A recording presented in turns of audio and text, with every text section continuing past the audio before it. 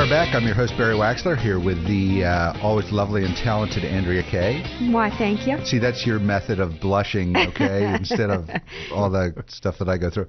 Anyway, and we have Urban Miaris with us. So welcome back, Urban. Oh, thank you. Great. And we have our first guest of the day. Today is Mr. Jim Koontz from CalExpress. So welcome, Jim. Hi, my pleasure to be with you today. Great. So tell us a little bit about CalExpress. What do you do? We are a same-day courier based in San Diego, and we move regional packages hour to hour, minute to minute, depending on the demands of our customer. We have offices here, San Diego, and Orange County, and Los Angeles. A lot of the traffic is things within like a 30-mile radius of a center. We use bike messengers in the downtown areas because they're faster and more efficient, and most of the best stories come from them. Yeah, you know what? I can't remember seeing a bike messenger. I always see it on TV from some of the New York based shows, but so you're actually using bike messengers here in San Diego. We do. It's a little bit of a culture unto itself. They have their own code and rules, but speaking from experience, when I started, I was a bike messenger, and there's no better place to be a bike messenger in San Diego. There's perfect weather, and it's not very hilly. Well, tell us where you started out. You started out back on the East Coast somewhere, right?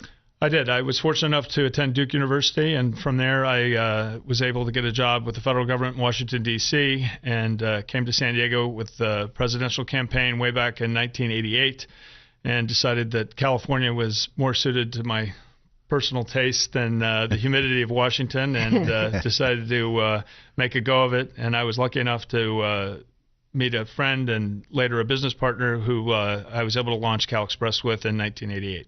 Now, how did you go? So is it classified what you did in D.C., or can you tell us what you were doing in the government gig? Not classified in a government sense, classified only in the sense that they didn't ask me to do too much and they paid me anyway. Okay, hey, sounds like typical government, but this isn't a political show.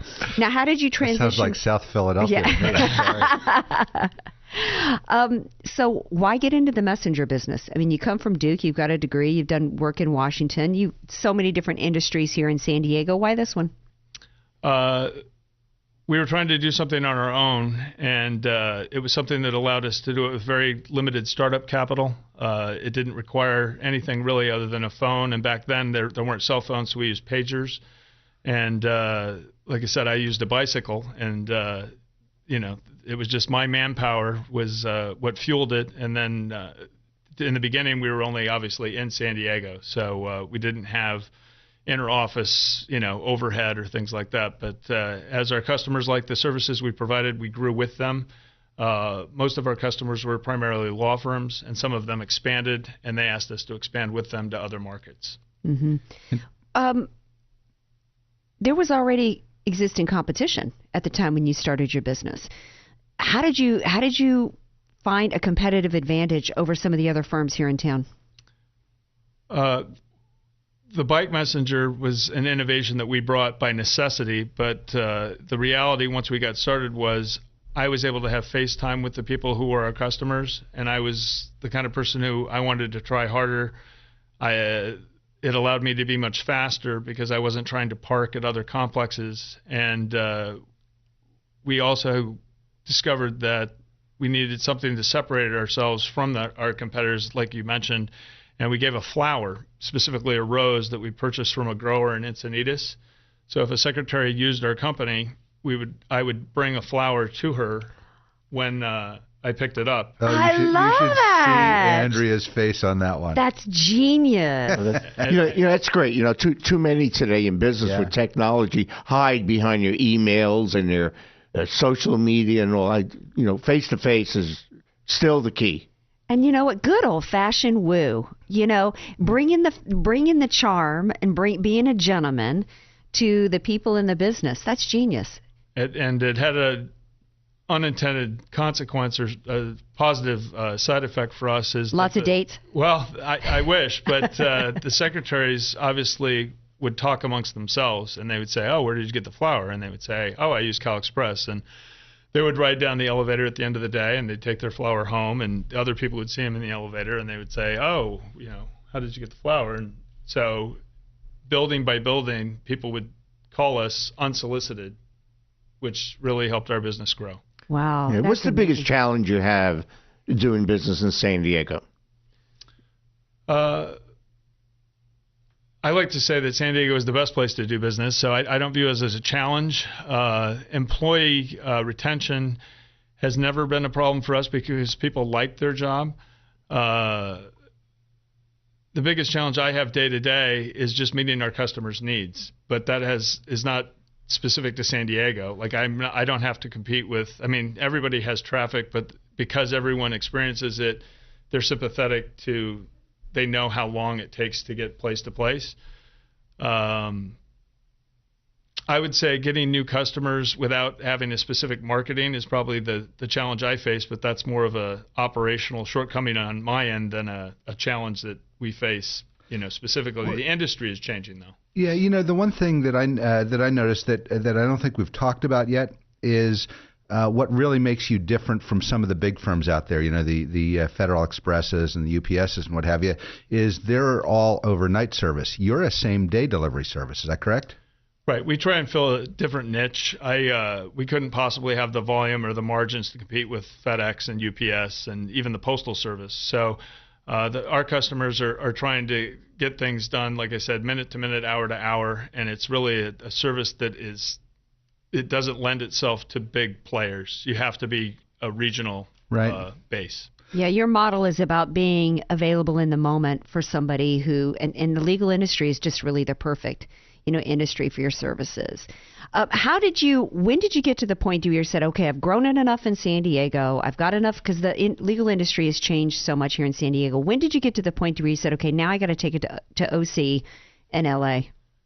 As I said, we were fortunate that some of the law firms who are our customers, they were expanding and they liked the services we provided. They felt comfortable with us. They trusted us, which was a big part. They were going into a new market and wanted us to go with them because they needed the ability to get things transferred between their offices. And so Luce Ford, which was a longtime firm here in San Diego, which has since been absorbed, and then that firm was just absorbed again.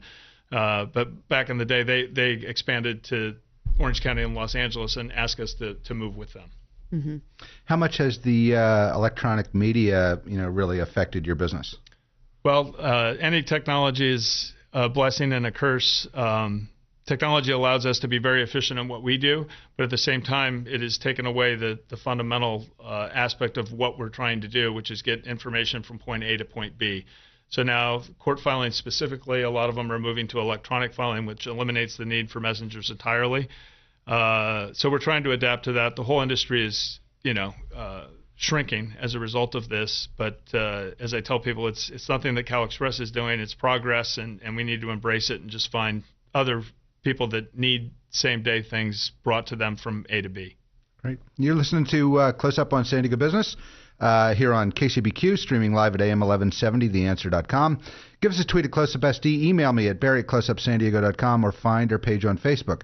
We want to hear from you. I'm your host, Barry Waxler, here with Andrea Kay and Urban Miaris, and our guest is Mr. Jim Koontz from CalExpress. So go back on, I know we talked about this a minute ago, but I want to reiterate. Tell us a little bit more about who the real markets that are using your service are. We primarily focus on the legal industry, and there's some correlation between what the law firms are doing and the specific areas of law they practice in. So real estate attorneys use title companies. Title companies eventually end up with contracting firms and builders, home builders specifically.